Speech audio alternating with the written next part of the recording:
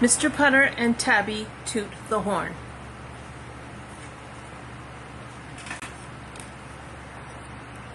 By Cynthia, Ryant.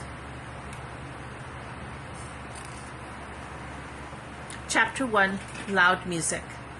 Mr. Putter and his fine cat Tabby were neighbors to Mrs. Teaberry and her good dog Zeke.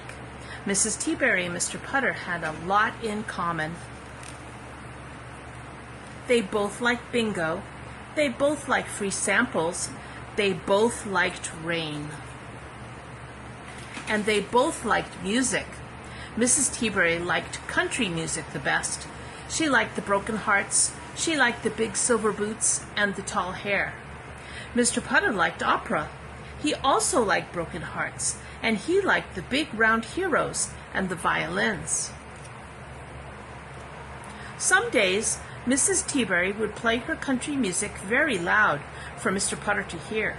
Some days, Mr. Putter would play his opera very loud for Mrs. Teaberry to hear.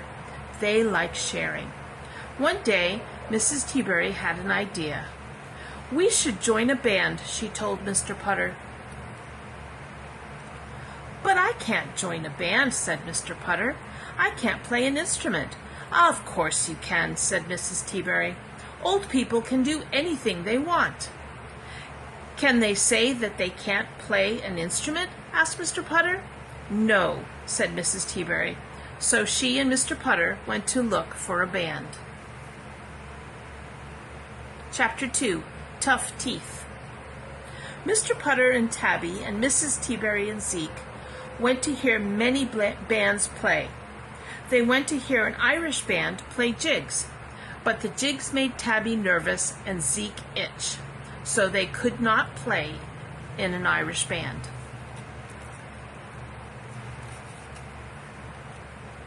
Next, they went to hear a brass band, but the brassy sound made Mrs. Teaberry's teeth hurt, so they couldn't play in a brass band.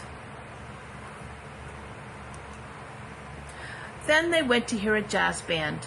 The band played very late in a club after midnight.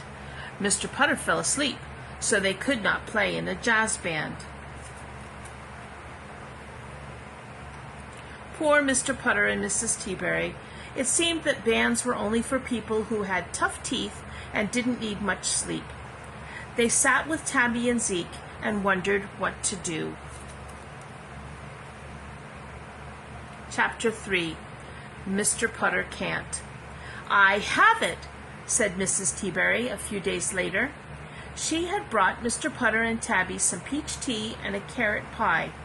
"We will be a band." "But I still can't play an instrument," said Mr. Putter. "Of course you can," said Mrs. Teaberry. "I can't," said Mr. Putter. "You can if you want to," said Mrs. Teaberry. Mr. Putter thought about Tabby's nerves and Zeke's itch and Mrs. Teaberry's teeth. He thought about a nap. "I'm not sure if I want to," said Mr. Putter. "If you try, I'll bake you something sweet," said Mrs. Teaberry. "Sweet?" said Mr. Putter.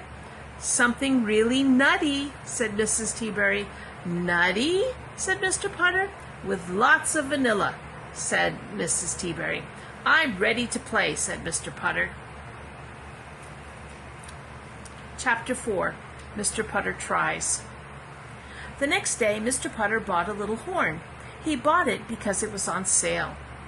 When he got home, Mr. Putter tooted the horn for 4 hours. He was a very bad tooter, the worst.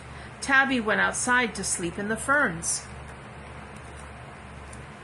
Mrs. Teaberry did not buy a horn to toot. She bought a mandolin. When she got home, she started plucking. She was a good plucker. She plucked all night long, and Zeke did not itch. By the next morning, Mrs. Teaberry could pluck her favorite country songs, but Mr. Putter could not toot his favorite songs. His tutor was holding up a tomato plant. Chapter 5, The Band. Mrs. Teaberry forgave Mr. Putter for being a bad tutor. She said he could listen to her pluck instead, so he did. He listened to her pluck all the broken-hearted songs she could think of. He liked it very much. Tabby purred. Zeke did not itch. After the concert, they all had a sweet, nutty vanilla surprise. Mrs. Teaberry said Mr. Putter deserved it because he tried. She said she did not mind being the only person in the band. She said the name of her band would be Plucking Without Putter, and they laughed and they laughed and they laughed. The end.